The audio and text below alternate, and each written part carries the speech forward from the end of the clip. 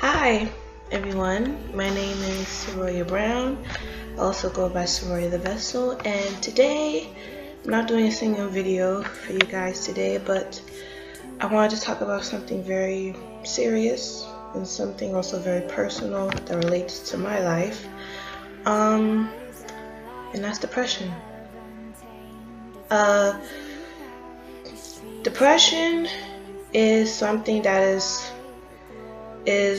in some ways a phrase getting thrown around a lot, and something that is getting a lot of focus on right now, being with this new Netflix series called 13 Reasons Why, and with other things surfacing about like many people committing suicide and harming themselves, many people seeking help.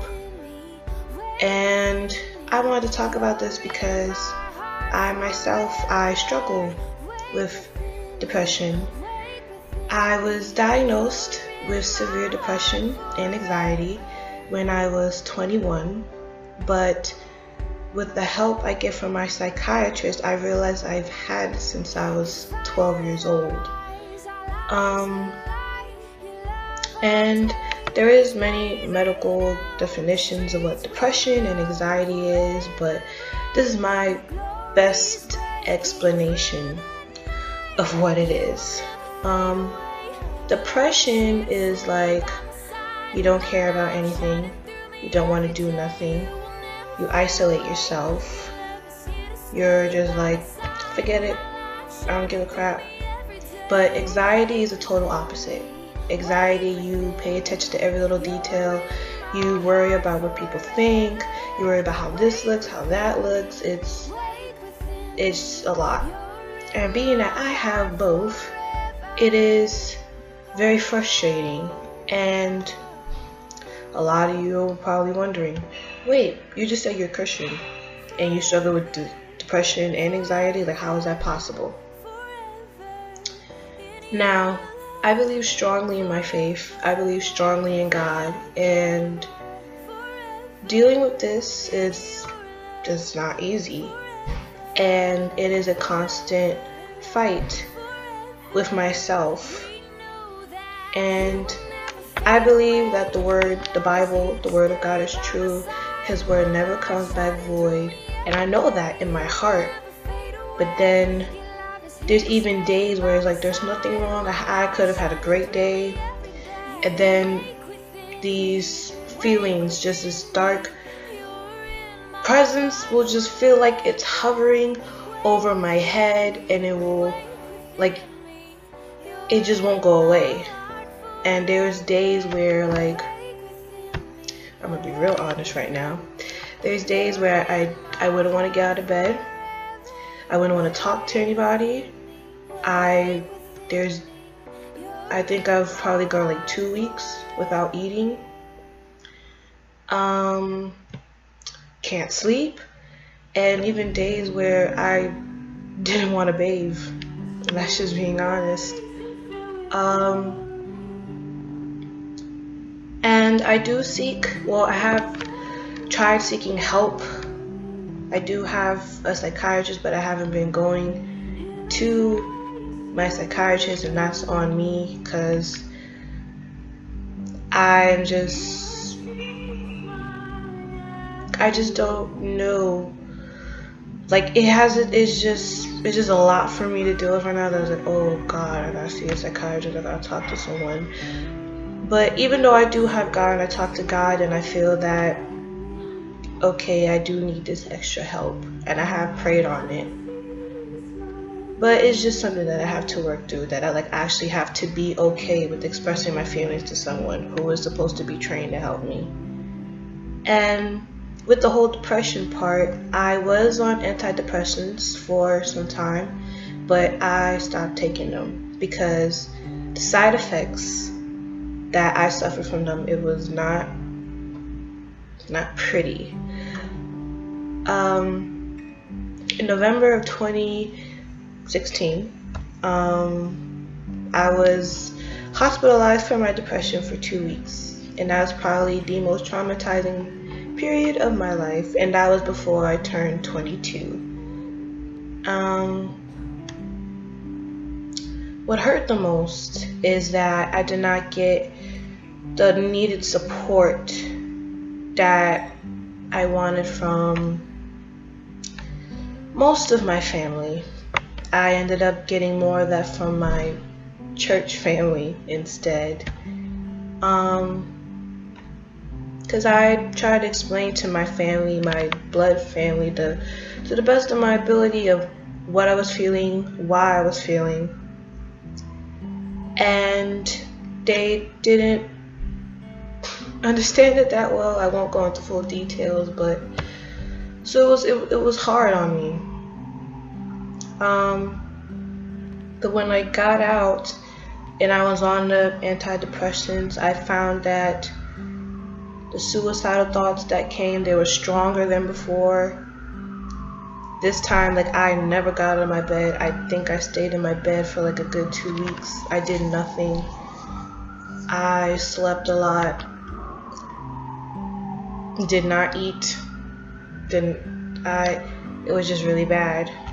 And from there, that's why I stopped taking medicine and why I just talk to a psychiatrist right now. And I still continue to have my relationship with God to the best of my ability. I still pray, I still talk to God, I still worship, and that's the one thing that's helping me right now, is the fact that I am pushing myself to see God, because I know that He is really the only one that can help me with this.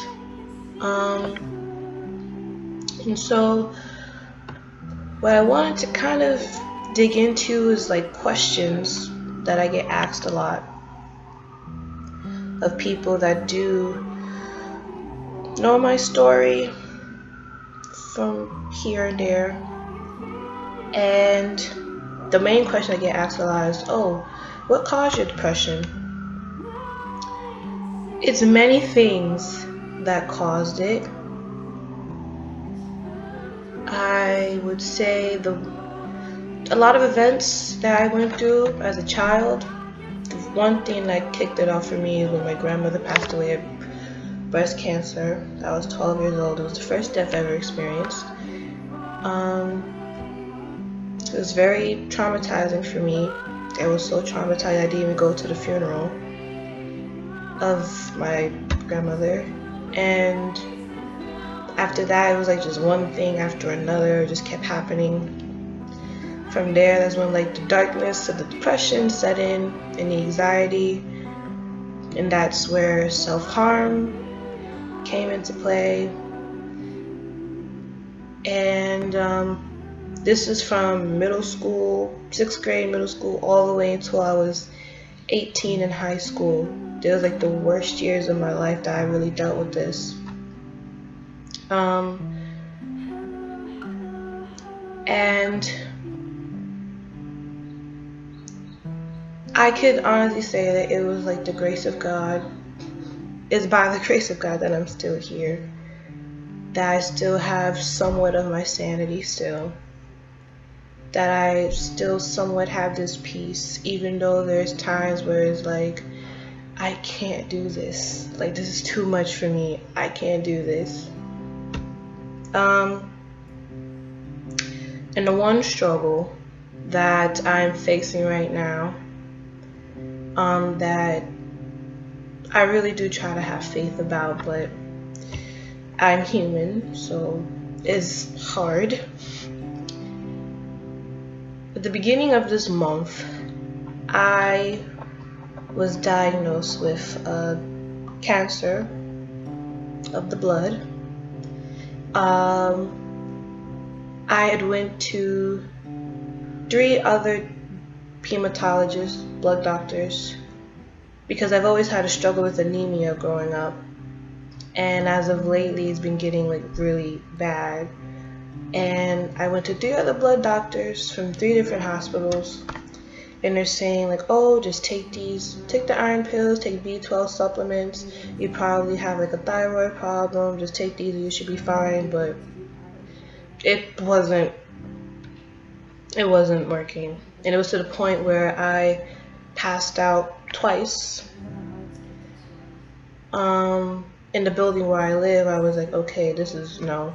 So I found another blood doctor, the one I have now, which is the fourth one that I went to.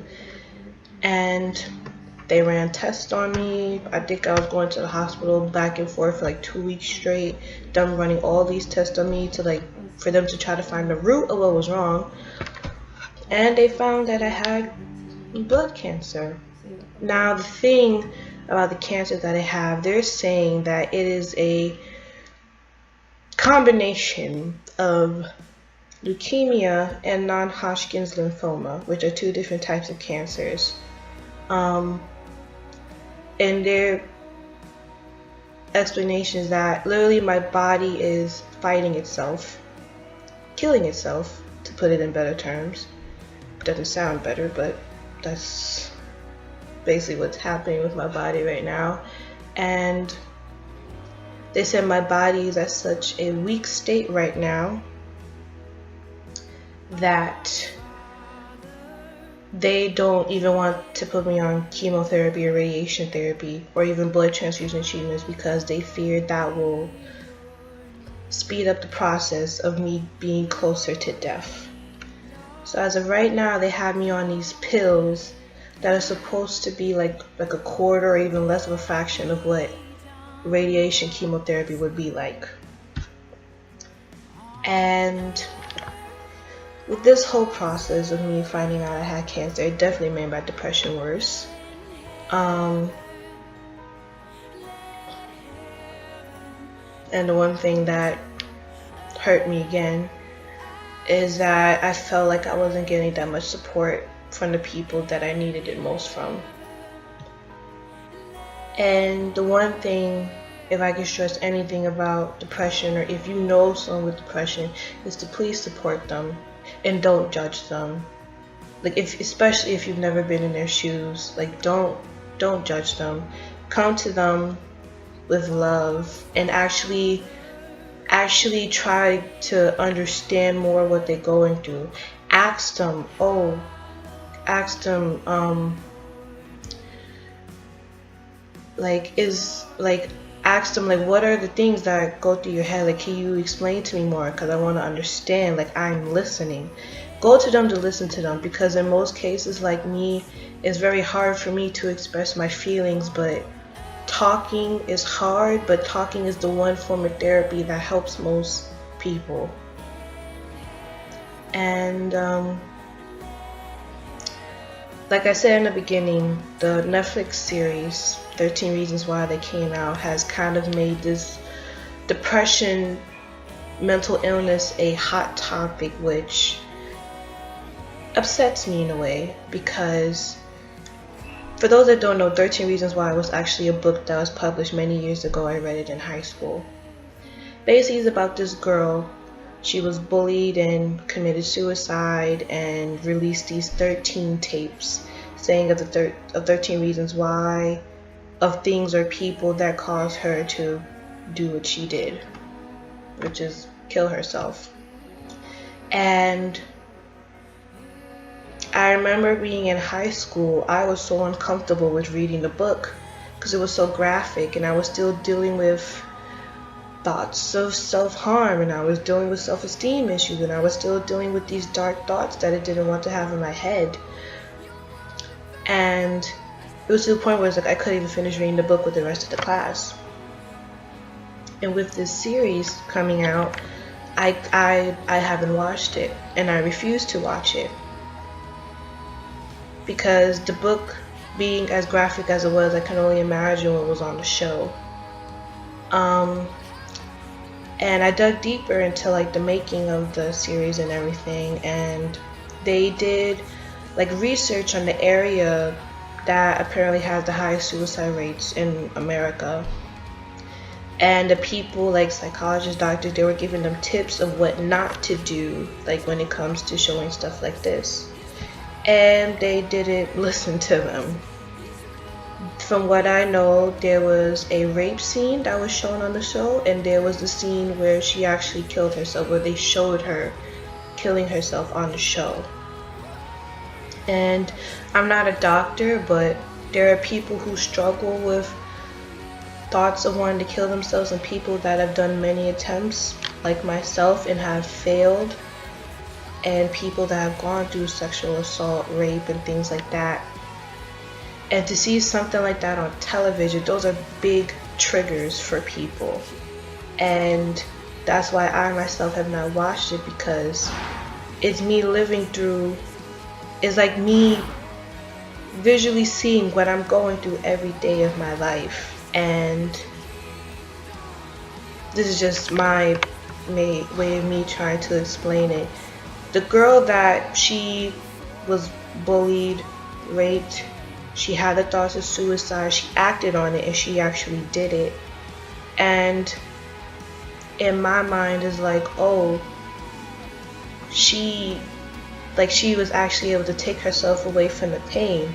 That makes me want to do it too. And those are the thoughts that honestly go through my head, and they go through many other people's heads that deal with the same thing.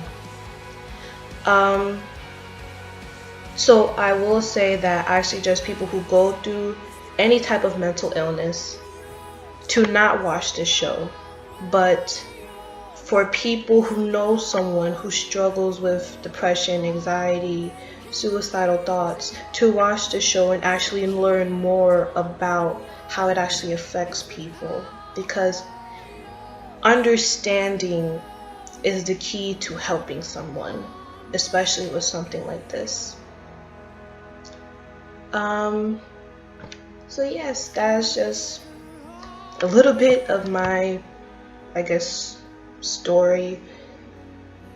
And in the future, I do plan on making more videos of my testimony, other things that I've gone through. And I pray that if anything I said, it touched you, and if you know someone that's possibly going through or went through the same thing that I did, and you know it could help them, please share this video. And comment down below what other topics you would want me to talk about. Trust me, this is not easy for me to talk about. I keep wiping my nose because my nose is running because I feel like crying. But I just pray that you are blessed through this with knowledge and more understanding of a topic like this. And I pray God blesses you all, and yes, bye.